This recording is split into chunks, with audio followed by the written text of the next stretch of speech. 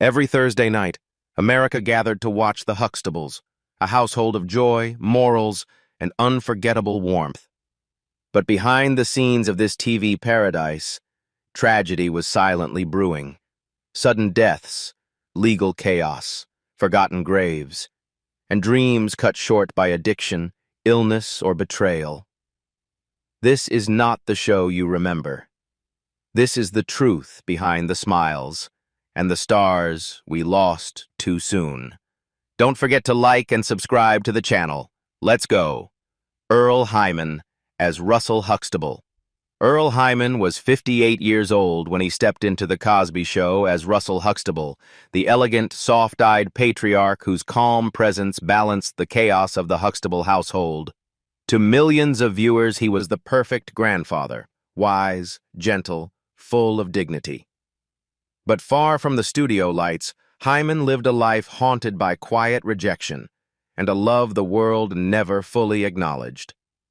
Born George Earl Plummer on October 11, 1926 in Rocky Mount, North Carolina, Heyman moved with his family to Brooklyn in search of education and opportunity. He found neither. What he discovered instead was the brutal ceiling for black men in American theater. Though he trained rigorously and commanded Shakespearean roles with breathtaking force, including Othello, Macbeth, and King Lear, Hollywood saw only his skin. The most tragic chapter began not on stage, but in his heart. In 1954, Heyman met Rolf Sirnes, a Norwegian seaman with whom he shared a deeply private life for 5 decades. They lived together as partners, but the word partner was never printed. Their love, though passionate and unwavering, was buried under coded letters and polite silences. Heyman, a gay black man in mid-century America, chose invisibility over scandal. When he could no longer stomach the casual racism of the U.S. entertainment industry, he fled to Norway, where he became fluent in the language and beloved in the theater community. There, he won honors, property, and peace. But in his homeland, he remained overlooked when he was dimmed by the industry's refusal to let a black man shine without conditions. He returned briefly to American fame through The Cosby Show, earning an Emmy nomination in 1986. But it was fleeting. He spent his final years at the Lillian Booth Actors Home in Englewood, New Jersey. He died on November 17, 2017, at age 91. His estate, estimated at $2 million, was modest compared to his impact. And in 2020, a small measure of justice came. The Folger Shakespeare Library acquired his personal letters and costumes, finally placing him where he always belonged, among the greats. Clarice Taylor as Anna Huxtable. Clarice Taylor was 66 years old when she first appeared on The Cosby Show as Anna Huxtable, Cliff's soft-spoken but formidable mother. To audiences, she was the embodiment of warmth and quiet wisdom. But behind the camera, she carried the weight of a heartbreaking truth that haunted her for decades. Born September 20, 1917, in Buckingham County, Virginia, and raised in the harsh streets of Harlem, Clarice grew up in a world where black women weren't allowed to dream, only to survive. As a child, she watched her mother die from untreated illness, denied medical care due to segregation. That trauma never left her. She buried her grief in books, then letters, then finally in a dusty theater script she carried folded in her coat pocket for 20 years. Her greatest sorrow came in 1958. Working 2 jobs, postal clerk by day, hospital aide by night, Clarice had secretly auditioned for a major theater role that could have changed her life. She got the part. But just days before the premiere, her father, Leon B. Taylor Sr., suffered a massive stroke. With no one else to care for him, she walked away from the stage and disappeared into silence. That role was later given to a young white actress who became a Broadway darling overnight. For decades, Clarice vanished from the public eye. She grieved not only for her lost career, but for a life she believed was never hers to claim. She didn't return to acting full-time until she was over 40.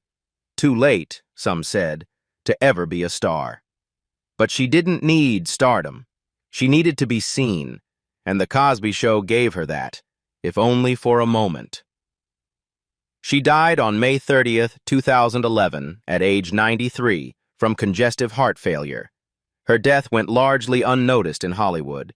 At the time of her passing, her net worth was estimated at under $1 million, a fraction of what she might have earned had that first curtain ever risen for her. Ethel Aaylor, as Carrie Hanks. Ethel Aaylor was 54 when she joined The Cosby Show as Carrie Hanks, Claire Huxtable's mother, a role that radiated warmth, poise, and quiet authority. But behind her brief appearances on screen was a 5-decade career buried under the crushing weight of invisibility. Born May 1st, 1930, in Whistler, Alabama, Ethel clawed her way out of the segregated South and into the world of Broadway, a world that barely wanted her.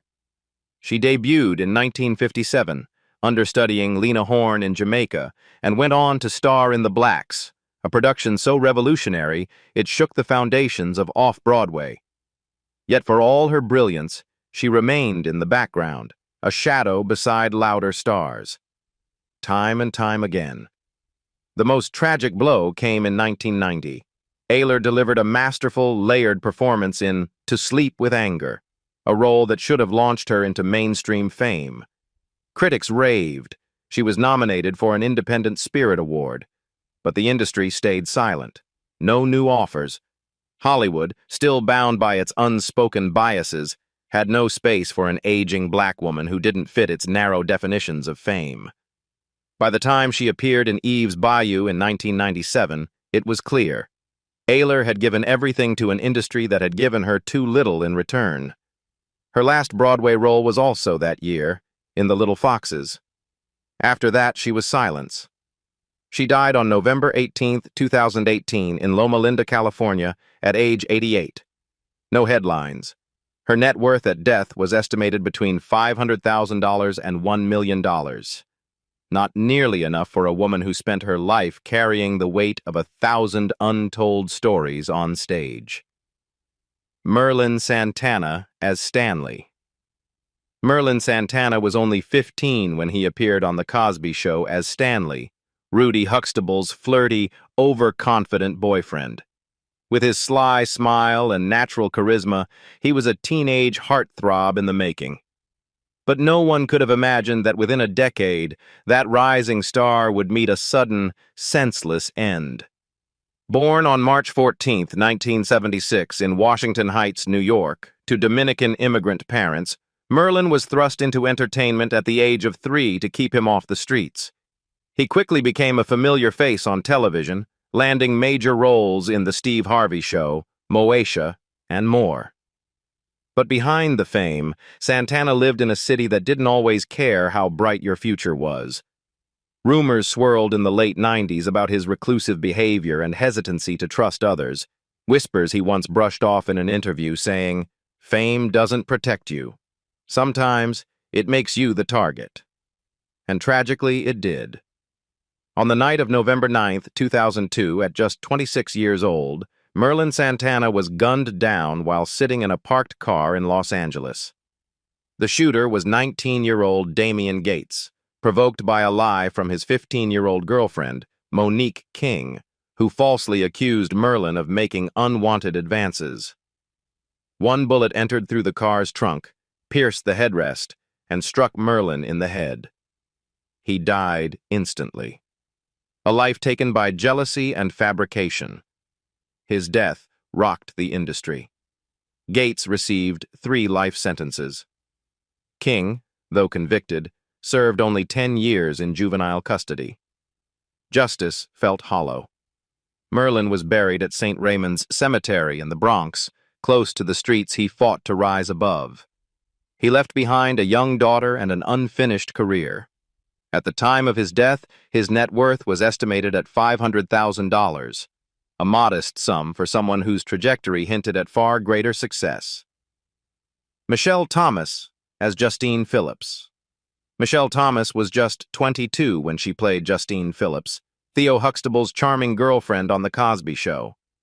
Her smile lit up the screen, soft, magnetic, timeless. But just 8 years later, that light would vanish forever in one of Hollywood's most heartbreaking young tragedies.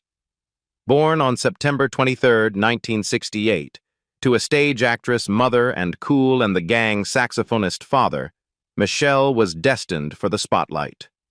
Crowned Miss Talented Teen International at 15, she transitioned smoothly from pageants to sitcoms, capturing hearts as Myra Monkhouse on Family Matters. By her mid-20s, she was not only a rising star but also a beacon of health, a vegetarian, non-smoker, and devout believer in holistic living. But in August 1997, the unimaginable struck. She was diagnosed with an aggressive, ultra-rare cancer, desmoplastic small round cell tumor. Her body, once vibrant and resilient, betrayed her with cruel suddenness. Surgeons removed a lemon-sized mass from her abdomen, and against all odds, she returned to work on The Young and the Restless, hiding her pain, masking the fatigue, smiling for the camera. The tumor came back. In October 1998, it ruptured. She collapsed. Emergency surgery bought her time, but not peace. Michelle made the brave, haunting decision to stop aggressive treatment. She asked to go home for Thanksgiving. She wanted to feel the warmth of her family, to hear her mother's voice, to be surrounded by love, not tubes. In her final days, she refused morphine. She wanted to be awake, to say goodbye. Her former boyfriend, Malcolm Jamal Warner, never left her side. On December 23, 1998, just 2 days before Christmas, she took her last breath at Memorial Sloan Kettering Cancer Center. She was 30. Her funeral, per her wishes, followed Islamic tradition. She was buried quietly in New Jersey. Her net worth was estimated at $500,000, a number that paled beside the promise she held. Rosco Lee Brown as Dr. Barnabas Foster. Rosco Lee Brown was 63 years old when he appeared on The Cosby Show as Dr. Barnabas Foster, an eloquent, commanding professor who once taught both Cliff and Claire Huxtable. With his deep, velvet voice and regal presence, he was the kind of actor who made even silence feel like Shakespeare. Born on May 2, 1922 in Woodbury, New Jersey, Brown lived several lives before Hollywood even noticed. A war veteran, a poetry professor, a wine salesman, and a national track champion. He didn't enter professional acting until his mid-30s. And even then, he refused to bow to Hollywood's racist expectations. He turned down dozens of roles, telling producers, "I am not your butler unless your butler speaks French and recites Yeats." But that dignity came at a cost. While others rose to stardom by accepting stereotypes, Brown chose exile from the mainstream. His voice, described as a sable coat, narrated everything from Star Wars albums to slave narratives, yet he was often labeled too white for refusing to code switch. His answer? "I once had a white maid." It was elegant, cutting, typical Rosco. He never married, had no known partners, and lived alone in a home filled with books and silence. Friends said he was brilliant but distant, a man more comfortable with Chekhov than champagne parties. Behind the velvet voice was loneliness, and perhaps a sadness no audience could ever see. On April 11, 2007, Rosco Lee Brown died of stomach cancer at Cedars-Sinai in Los Angeles. He was 84. At the time of his death, his net worth was estimated at $3 million, not from blockbuster deals, but from a lifetime of consistent, principled artistry. Felicia Rashad as Claire Huxtable. Felicia Rashad was 36 when she became Claire Huxtable on The Cosby Show. A sharp, elegant, no-nonsense attorney and mother of 5 who redefined what it meant to be a strong black woman on television. With her poised delivery and piercing intelligence, Rashad's Claire was the backbone of the Huxtable household, effortlessly balancing courtroom victories with maternal wisdom. Viewers saw grace, confidence, and dignity. but few knew the quiet anguish that lingered behind her polished facade. Born June 19, 1948, in Houston, Texas, Rashad came from a family of artists. Her sister, Debbie Allen, became a celebrated choreographer, and Felicia herself trained in drama at Howard University. But despite her classical education and Broadway roots, Hollywood offered her limited roles, usually domestics or background characters. The Cosby Show changed that, catapulting her to fame and making her the first black woman to win a Tony Award for Best Actress in a Play. Still, fame came at a cost. Privately, Rashad endured a string of emotional trials. Her marriage to sportscaster Ahmad Rashad, once the picture of glamour, quietly unraveled amid rumors of infidelity and emotional distance. She struggled with typecasting after The Cosby Show, with casting directors unable or unwilling to see her as anything but Claire. And perhaps most painfully, she became entangled in the public's fury when she defended Bill Cosby after his sexual assault conviction was overturned. Her 2021 tweet, "Finally, a terrible wrong is being righted," was met with immediate backlash. Critics called her out of touch, survivors labeled her complicit, and the legacy she spent decades building seemed to tremble under the weight of her words. As of 2025, Felicia Rashad is 77 years old. She currently serves as the Dean of the College of Fine Arts at Howard University, guiding a new generation of artists while trying to separate her truth from a tangled past. Her net worth, estimated around $25 million, remains steady, but her legacy now walks a fine line between cultural icon and controversial figure, forever tied to both the triumph and tragedy of the world that made her famous. Bill Cosby as Dr. Heathcliff Cliff Huxtable. At age 47, Bill Cosby became America's favorite TV dad as Dr. Heathcliff Cliff Huxtable on The Cosby Show. With his warm humor, fatherly wisdom, and gentle charisma, he redefined black fatherhood on television and rose to legendary status throughout the 1980s. But behind the beloved cardigan and knowing smile, a darker, deeply disturbing story was waiting to explode. Born on July 12, 1937 in Philadelphia, Pennsylvania, Cosby grew up in poverty, the son of an alcoholic father and a hard-working maid. Against the odds, he carved a historic path as one of the first black entertainers to break through racial barriers in mainstream media. With a net worth once estimated at over $400 million, Cosby became a media mogul, owning real estate, art collections, and commanding enormous influence in Hollywood. Yet beginning in 2005, the carefully built empire crumbled. Over 60 women came forward with harrowing allegations of being drugged and sexually assaulted by Cosby, dating back decades. Each testimony cracked the illusion further, turning laughter into nausea.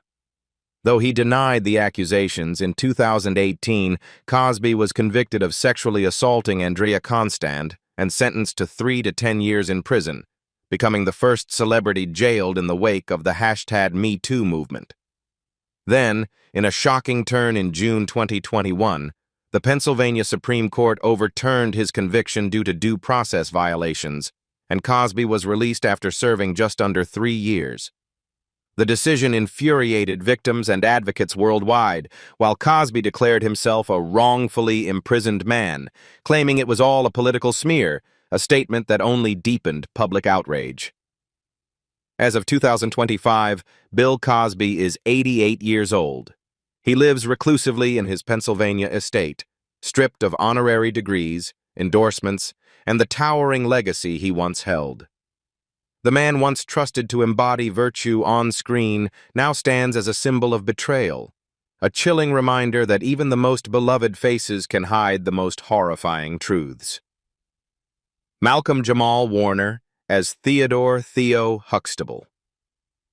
Malcolm Jamal Warner was just 14 years old when he stepped into the role of Theodore Theo Huxtable on The Cosby Show. As the only son of Cliff and Claire, Theo was charming, funny, and full of youthful rebellion, an instantly relatable teen who grew up right before America's eyes. But while his character struggled with grades and girls, Malcolm was quietly fighting a much deeper identity crisis behind the scenes. Born on August 18, 1970, in Jersey City, New Jersey, Warner was raised by a single mother who managed his early career. Fame came fast and harsh. As millions tuned in weekly to watch Theo's life unfold, Warner's real life spiraled into isolation. Rumors circulated of on-set tensions between Malcolm and Bill Cosby, who reportedly resented Warner's growing popularity. Some crew members even whispered that Cosby often rewrote Theo's lines to limit his shine. Warner, once hailed as the breakout star, began to feel like a prisoner on the very set that made him famous. The aftermath of The Cosby Show was brutal. Warner struggled to shed Theo's shadow, and offers dried up. He turned to poetry and music, using spoken word as therapy. In the late 2000s, his name reappeared in headlines, this time for a tragic breakup with actress Regina King. The pair had been living together for years, with whispers of marriage. But the relationship collapsed suddenly, and friends revealed that Warner disappeared from her life without warning or closure. It was a heartbreak King later described as devastating. Despite these emotional blows, Malcolm Jamal Warner never gave up. As of 2025, he is 54 years old and has quietly rebuilt a respected career in television and music. His Emmy-winning role on The People vs. O.J. Simpson and his haunting turn on The Resident proved he still had the fire. With a net worth of approximately $6 million, Warner now focuses on directing, jazz bass, and fatherhood, roles that give him control, peace, and purpose. He rarely speaks of The Cosby Show, but when he does, his voice carries the weight of a boy who had to grow up much faster than Theo ever did. Keshia Knight Pullium as Rudy Huxtable. When The Cosby Show premiered in 1984, viewers instantly fell in love with Rudy Huxtable, the adorably sassy youngest daughter of Cliff and Claire. Played by Keshia Knight Pulliam, she was just 5 years old when she became a television sensation, stealing scenes with her big eyes, quick wit, and unmistakable charm. Born on April 9, 1979 in Newark, New Jersey, Keshia became the youngest actress ever nominated for an Emmy at age 6. Her portrayal of Rudy blended innocence with spunk, turning her into the quintessential 1980s child star. But unlike many young actors who fade into tabloid oblivion, Keshia managed a difficult feat. After The Cosby Show ended in 1992, Keshia briefly retreated from the public eye to focus on education. She later graduated from Spelman College in 2001 with a degree in sociology, defying the child star stereotype and choosing personal growth over public pressure.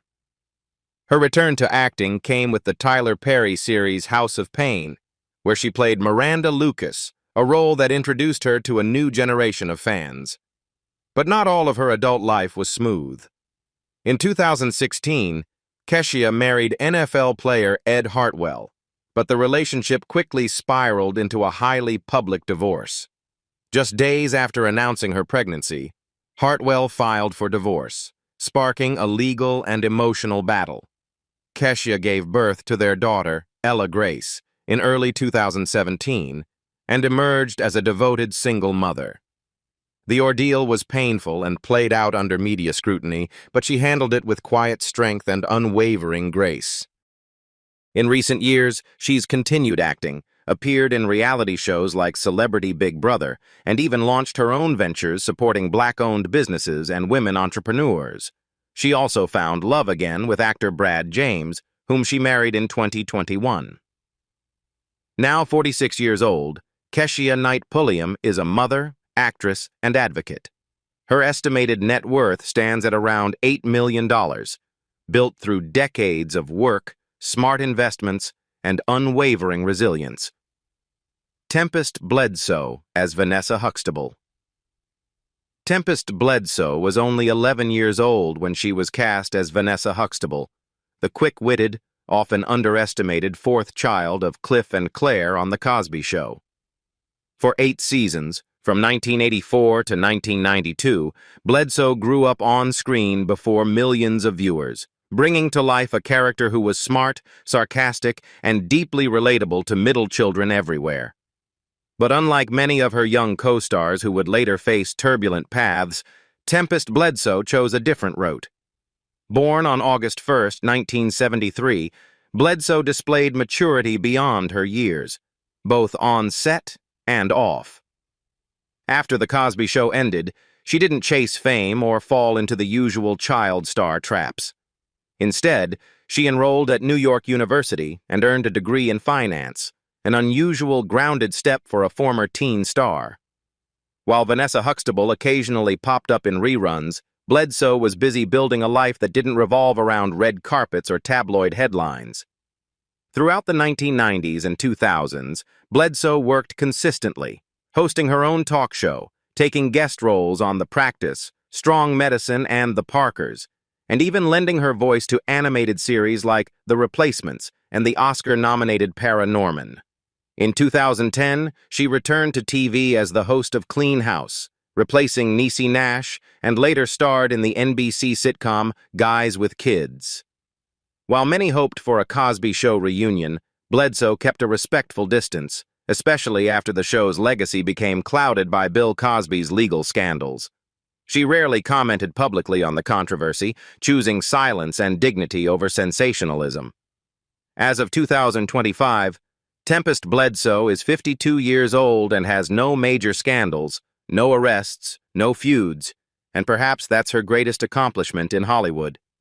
With an estimated net worth of $7 million, she lives a quiet life focused on acting, producing, and maintaining her long-term relationship with actor Darrell M. Bell in A Different World, whom she has been with for over 3 decades. They are famously unmarried, calling their bond stronger than paper. Sabrina Labau as Sandra Huxtable. Sabrina Labau was just 26 years old when she stepped into the role of Sandra Huxtable, the eldest daughter on The Cosby Show. Though nearly the same age as her on-screen mother, her poised performance and Ivy League character made her a defining figure of 1980s television. Born on March 21, 1958, in New Orleans, Louisiana, Sabrina's early life was far from glamorous. Her parents divorced shortly after her birth, and she spent years living with her grandmother in south-central Los Angeles before rejoining her mother and strict stepfather in Inglewood. The segregated streets of the South haunted her family's past, while the racial bias she encountered in acting schools stirred a quiet rage. At UCLA, denied roles because of her skin color, she formed a black student theater group out of protest. But Hollywood had other plans. When Whitney Houston famously turned down the role of Sandra to pursue music, Sabrina became the second choice that would define her legacy. Behind the scenes, rumors swirled that she never fully felt accepted by the Cosby cast. Some claimed she was too serious, others whispered she was distant, even melancholy. Some fans saw this as a fall from grace, Hollywood's loss of a brilliant black actress who could have ruled the screen. But insiders knew she struggled with what they called post-fame identity withdrawal, a mix of anxiety, disillusionment, and spiritual fatigue. The 1997 divorce from her husband, businessman Michael Reynolds, only deepened her retreat. As of 2025, Sabrina Labau is 67 years old. She remains devoted to the stage, frequently performing with the Shakespeare Theater Company in Washington, D.C., where she continues to act with quiet intensity and rare grace. Though she lives far from the limelight, her estimated net worth of $5 million reflects a career built on principle, not profit. Which of these beloved Cosby Show stars shocked you the most?